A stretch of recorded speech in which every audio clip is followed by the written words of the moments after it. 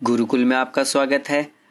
आज हम personality development के एक बहुत ही इम्पोर्टेंट टॉपिक के ऊपर डिस्कशन करेंगे, जो कि है कि कैसे निभाए अपना न्यू ईयर रेजोल्यूशन।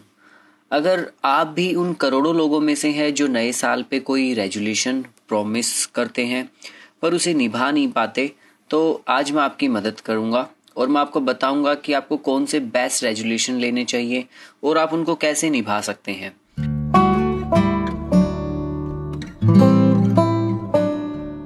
पहली चीज तो ये कि आखिर लोग न्यू ईयर रेजोल्यूशन लेते ही क्यों है। शायद खुद में कोई पॉजिटिव बदलाव लाने के लिए या कोई अच्छी आदत डालने के लिए। क्या आपने कभी सुना है कि किसी ने रेजोल्यूशन लिया हो और फिर अगले ही दिन उसको छोड़ दिया हो? तो किसी किसी के इतना मुश्किल होता है रेजोल्यूशन लेना, क्योंकि ज्यादातर लोग अपने इन चीजों को महीने भर भी नहीं चला पाते। तो आखिर ये शुरुआत 1 जनवरी से ही हो ये जरूरी नहीं, इसलिए यदि आपने अभी तक कोई रेजोल्यूशन न भी लिया हो तो कोई बात नहीं, और यदि आपने साल के शुरू में कोई रेजोल्यूशन लिया था या फिर वो एक दिन भी नहीं चल पाया तो भी कोई बात नहीं। जैसे हम पूरे महीने हैप्पी न्यू ईयर विश करते रहते हैं, उसी तरह हम पूरे महीने कभी भी न्यू ईयर रेजोल्यूशन ले सकते हैं।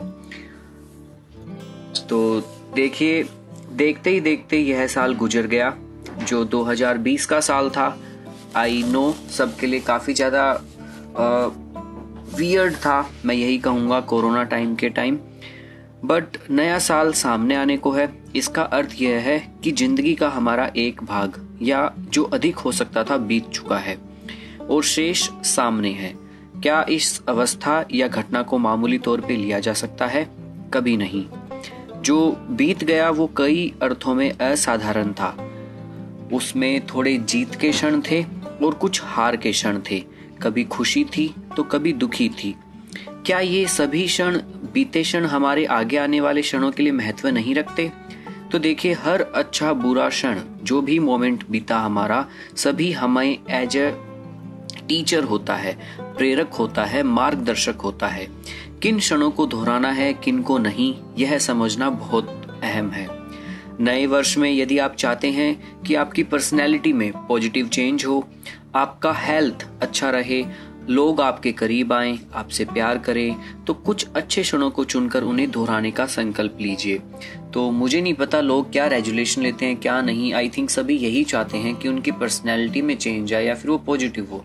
तो अब मैं आपको 1 बाय 1 बताता हूँ कि आपको क्या करना चाहिए। एंड गाइज, ट्रस्ट मी, आपके साथ रियल में काफ़ी सारी चीज़ें चेंज होंगी अगर जो मैं आपको बताता जा रहा हूँ इनमें से आप किसी को अपनाते हैं तो देखिए, सबसे पहले हम लेते हैं अपने स्वास्थ्य को। कुछ गलत और नुकसानदायक आदतें छोड़िए। बुरी आदतें छोड़नी है तो अच्छी आदतें अपनानी भी जरूरी है। कहने का मतलब, सबसे जरूरी है आपके लिए अपने हेल्थ पे ध्यान दीजिए, प्राकृतिक भोजन पर आइए, फास्ट फूड छोड़िए। फास्ट फूड मैं इसलिए कहूँगा, कम से कम आप वीक में या फिर 10 डे के अंदर सिर्फ एक बार ही फास्ट फूड लें। ज़्यादा फास्ट फूड के एडिक्ट ना हो, क्योंकि अगर आपका शरीर ही स्वस्थ नहीं रहेगा तो आप स्वस्थ नहीं रह पाएंगे। अगर शरीर स्वस्थ तो सब कुछ स्वस्थ।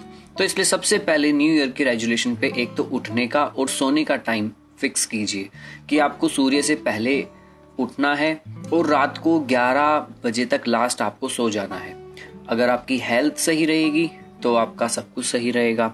दूसरी चीज जो आपको अपनानी है, घर में फूलों के पौधे लगाइए। अगर ये पॉसिबल नहीं तो आसपास पेड़ लगा के आइए और उनकी देखभाल कीजिए। कहने का अर्थ, सेकंड जो पॉइंट है जो मैं आपको कहूँगा न्यू ईयर पे आपको करना चाहिए, वो है गार्डनिंग। नेचर से जुड़िए, प्लांटिंग कीजिए, पेड़ उगाइए। अगर उगा नहीं सकते तो आस पड़ोस में जहाँ कहीं भी पेड़ उगा हुआ है, डेली एक रूल बनाइए कि 1 बोतल आप पानी अपने साथ रखेंगे और उस पेड़ को देंगे। तो इससे आपकी पर्सनैलिटी में भी काफ़ी ज़्यादा चेंज आएगा और आप थोड़े पॉजिटिव भी होंगे। इसके अलावा जो तीसरी सबसे मेन चीज़ है वो है व्यायाम, मतलब एक्सरसाइज। व्यायाम के साथ साथ आपको ध्यान और मेडिटेशन भी कीजिए। दिन में कुछ समय मौन के लिए निर्धारित कीजिए। थोड़े टाइम कुछ शांत रहिए, मौन रहिए। ये थी थर्ड चीज। अब बताता हूं मैं आपको फोर्थ।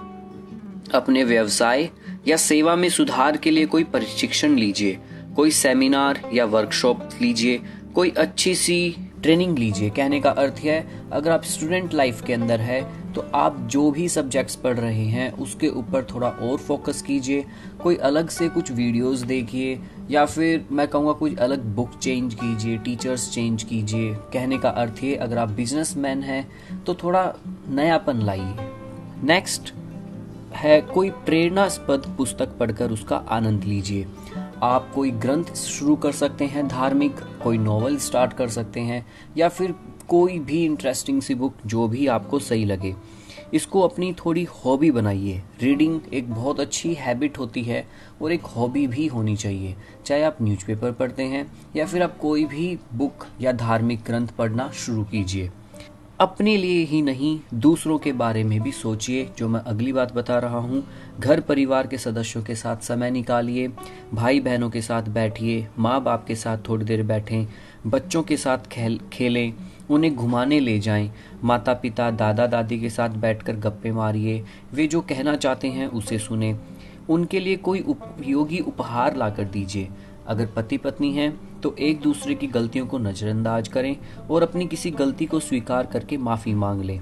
घर के बाहर भी कुछ अच्छा कीजिए, ये तो आपके अपने लिए था।